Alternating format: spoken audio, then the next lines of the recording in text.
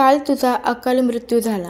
आयुष्यात स्थिर स्थावर होऊन आनंद उपभोगण्याचे, मुलांबरोबर फिरण्याचे, खेळण्याचे, बायकोबरोबर गप्पा गोष्टी, थट्टा मस्करी करण्याचे तुझे वय. परंतु त्या सुखाला तू कायमचाच मुकलास. मात्र तुझ्या मृत्यूमुळे या आनंदाला तुझी मुलं देखील पोरकी झाली. तुझी बायकोही मुकली या सुखाला अन पती सुखालाही. काय कारण होतं या सगळ्याचं? तू खोट्या आनंदात रममाण झाला होतास. त्यामुळे खऱ्या आनंदाला तू मुकतोस याचे तुला भानच राहिले नव्हते. लग्न झाल्यापासून पाहते तू कायम मित्रांच्याच गराड्यात चीअर्स करत असायचा. मित्र असावेत, पण आपलं कुटुंबसुद्धा आहे, त्याबद्दल आपली जबाबदारीसुद्धा आहे याचा तुला विसर पडत होता. शिवाय रोज रात्री बाटली घेऊन घरी येणे होतेस, परंतु आपल्या मुलांवर काय परिणाम होतो याची तू चिंताच करत नव्हतास. रोज रात्री 9 नंतर बाबा आपले नाहीत याची त्यांना जणू सवय लागली होती.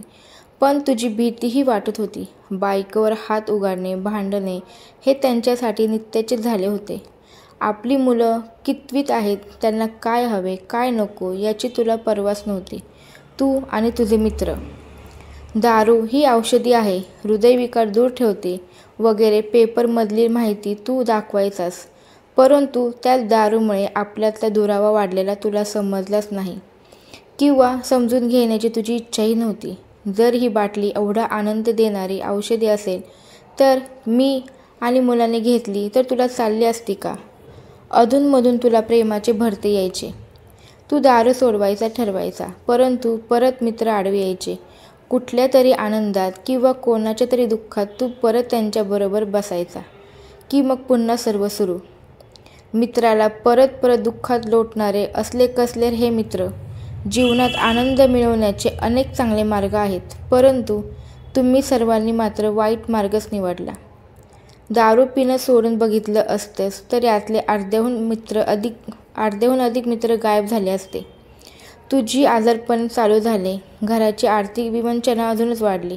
तुझ्या पोटात झालेले पाणी काढणे, लिव्हरची सूज उतरवायला औषधे घेणे हे सोपस्कार चालू झाले. माझ्यासुद्धा ऑफिसला दांड्या चालू झाल्या. हौसमौज करणे दूरच, मुलांची फीसुद्धा वेळेवर भरली जात नव्हती. तुझ्या शेवटच्या आजाराने तर डोक्यावर कर्ज करून ठेवले. तू बरा होणार नाहीस माहिती असूनसुद्धा तुझ्या औषधासाठी खर्च थांबवला नाही आम्ही. सरकारलासुद्धा दारूबंदी नको आहे, कारण त्यांचे मिळणाऱ्या महसुलाकडेच लक्ष आहे.